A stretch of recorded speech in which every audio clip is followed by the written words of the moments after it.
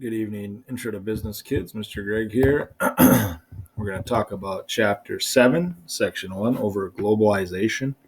Kind of an interesting subject and section to talk about here with all this COVID stuff. You've really seen how the internet, shipping channels, and things of that nature have still allowed our country still to be open when we've shut it down, literally, to get food and items. So here we go. And there will be a quiz Thursday on this, so make sure you look over these notes. Globalization is a trend toward local, regional, and national economies being connected through communication, business, and trade. Okay, I would know those through two things. We're basically connecting the world through communication, business, and trade. It's a big deal. Our world is so much more connected nowadays compared to 30 years ago.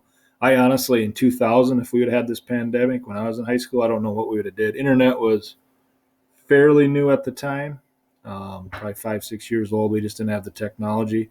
You know, we've got a deadly virus sweeping our country, and our country is still semi-running before it might have been just totally shut down.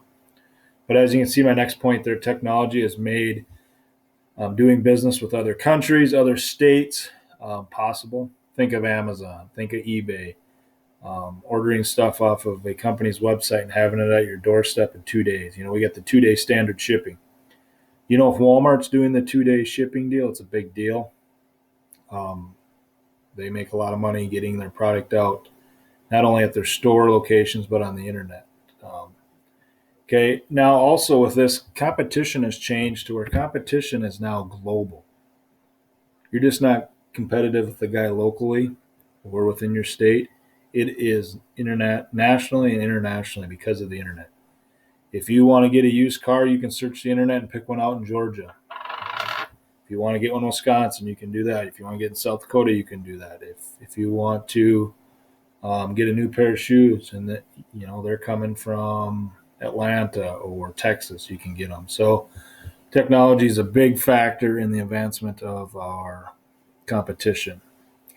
Okay, outsourcing here is when a company gives the responsibility for certain jobs of its business to another company. So some businesses will outsource jobs to other countries. So Nike will outsource making of their shoes to other countries, less developed countries where people are looking for jobs. And they do this because they can either, one, they don't have the ability to do that job. It might be a special job and they don't have those skills or education or tools to do that. Or two, it probably comes down to paying them less in other countries. We're very lucky in the United States that we're able to pay our people a way above minimum, for most parts, above minimum wage to live on and to live a healthy life. So other countries, minimum wage laws are way different. They don't have regular minimum wage laws, so they pay way less. And they can work them harder in other countries. So outsourcing is where you send jobs to other businesses, one, because you don't have the qualifications, tools, or training to do that job, or two, you can just pay somebody else to do it for cheaper. When a country goes through an economic downtime, that can affect all of the businesses from the countries that it does business to. With the United States hurting right now, that's going to affect the world. With China being shut down for a while, that's going to affect the world. We're two of the bigger hitters in economically speaking, so it'll be interesting to see if this causes a recession. Our government did the bailout money, stimulus money, to get you guys to go out and buy stuff, eat at restaurants, order to go, buy clothes off the internet to keep these small businesses and businesses going in general for the GDP. Remember, the gross domestic product. Okay. Globalization will increase competition. Remember, competition is good because it keeps prices level off or down. But competition is good with global trade. Two, global trade. Global trade is when products and services, money are exchanged between different countries.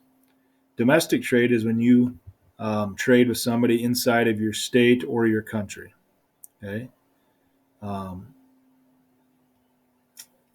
Governments can limit how you trade.